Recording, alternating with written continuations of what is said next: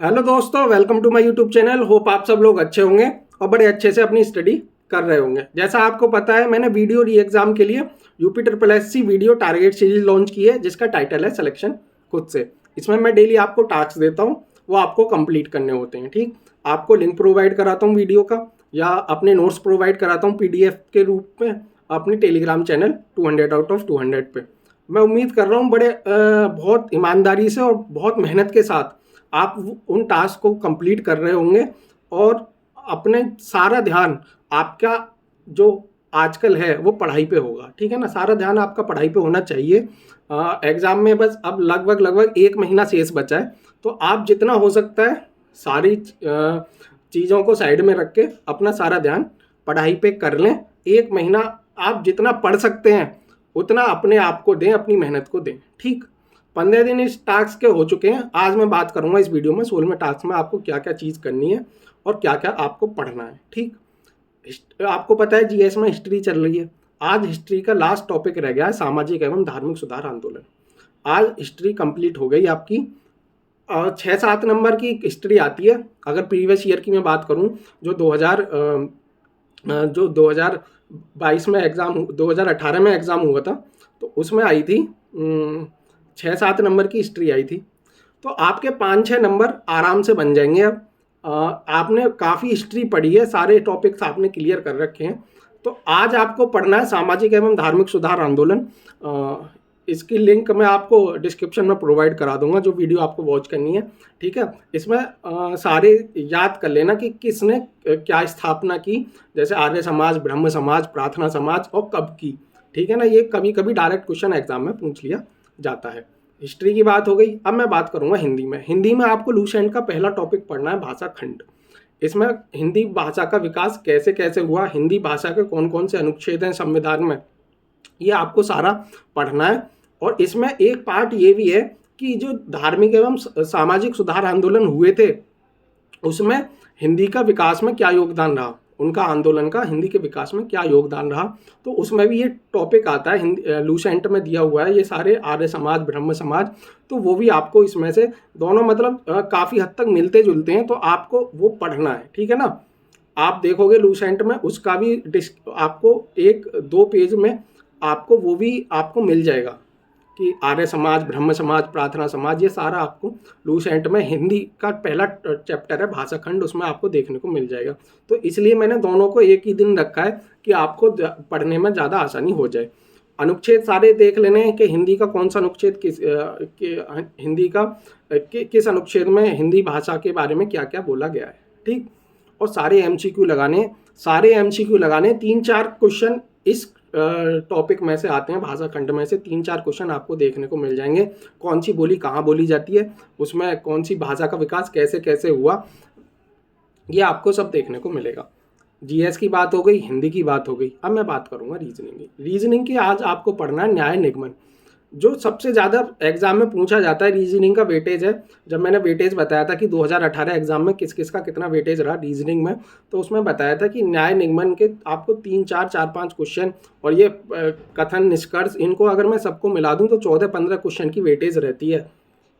और जो सबसे ज़्यादा दिक्कतें होती हैं स्टूडेंट को, वो इसी में होती हैं। बाकी तो सारा स्टूडेंट हैंडल कर लेता है, लेकिन ये एक तो बहुत बड़े बड़े क्वेश्चन होते हैं जो टाइम टेकन होते हैं, तो आपको इनकी अच्छे से प्रैक्टिस करनी है। जो यहाँ जितनी अच्छी प्रैक्टिस कर लोगे, वहाँ उतना ही कम टाइम लगेगा आपको एग्ज़ाम में वो क्वेश्चन सॉल्व करने में।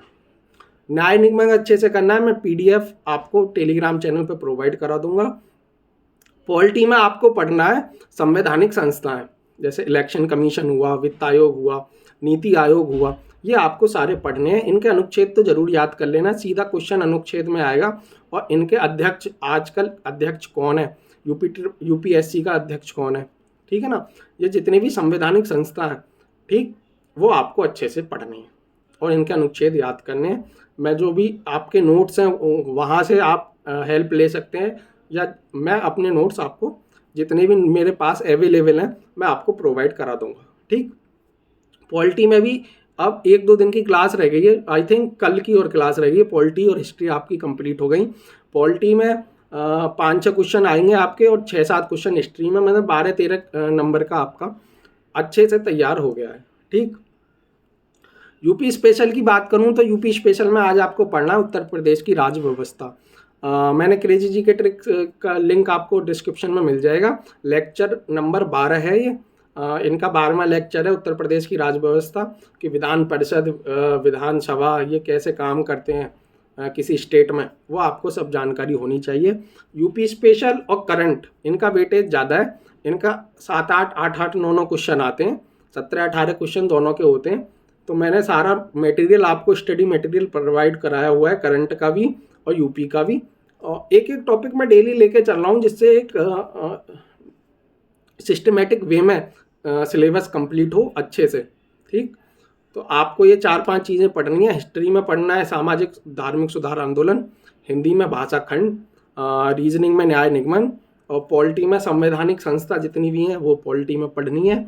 और यूपी स्पेशल में आपको देखना है उत्तर प्रदेश की राज्य व्यवस्था लेक्चर नंबर 12। मेहनत करते रहें, 1 महीना ही बचा है। आई थिंक 26-27 जून को 1 महीना ही बचा है। अब 27 तारीख का आज आप टास्क कर रहे हैं, 26 तारीख हो गई है। 1 महीना सारी जितनी भी आपकी समस्याएं या जितनी भी लाइफ में चल रहा है, जो भी कुछ चल रहा है, उनको साइड में रख दें। 1 महीना जितना अपने आप को दे सकते हैं, अपनी मेहनत को दे सकते हैं, उतना दें। गोल्डन अपॉर्चुनिटी है आपके लिए कि आप सिलेक्शन ले लें इस बार। आपकी तैयारी काफ़ी अच्छी हो गई होगी। आप कंपैरिजन कर लो पिछले 16 दिन पहले कैसे थे आप और 16 दिन बाद अब कैसे हो गए। ठीक, और अगले 15 दिन में और आप में इम्प्रूवमेंट होने वाला है। अगर ये अच्छे से फॉलो कर रहे हो जो भी मैं बता रहा हूँ, ठीक है ना, अच्छे से पढ़ रहे हो, अच्छे से फॉलो कर रहे हो, तो आपका इम्प्रूवमेंट 30 दिन बाद वाकई में आप इस कॉन्फिडेंस से जाओगे एग्जाम में कि हाँ मेरी कुछ तैयारी है, कुछ भी आएगा तो मैं हैंडल कर लूँगा। ठीक, एक कॉन्फिडेंस से जब जाते हो ना तो आपके जो एग्ज़ाम है वो अपने आप ही खुद से अच्छा हो जाता है। ठीक, और आप नर्वसनेस होके जाओगे तो आप आए हुए क्वेश्चन को भी गलत कर जाओगे या सॉल्व सही करोगे लेकिन टिक गलत मारे होगे। प्रेशर होता है ये एग्ज़ाम का, तो जितनी अच्छी तैयारी होगी उतना आपको आप पे कम प्रेशर पड़ेगा। ठीक, तो पढ़ते रहें जितना हो सके। लास्ट का 1 महीना बचा है, सारा कुछ झोंक दें अब अपना, ठीक है ना, और पढ़ते रहें। मिलते हैं अगले टास्क में, बताता हूँ कल क्या करना है। ठीक, जब तक के लिए पढ़ते रहो यार, मेहनत करते रहो। Tata, bye bye.